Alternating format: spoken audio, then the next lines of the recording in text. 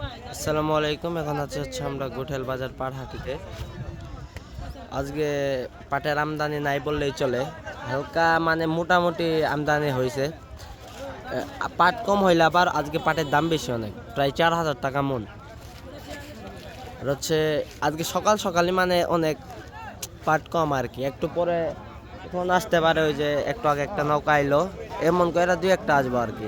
কিন্তু আগের মতো হচ্ছে আপনার যে একদম যে ভরা থাকবো পাটের জন্য, হাটে পা ফেলানো যাবে না তেমন না। মানে এখন শেষ দিকে, এই কারণে পাটের আমদানি কম প্রথমত, আর দ্বিতীয়ত হচ্ছে আর হচ্ছে আপনার 2 হাটের মতো পাট থাকবে, এরপর আর থাকবো না।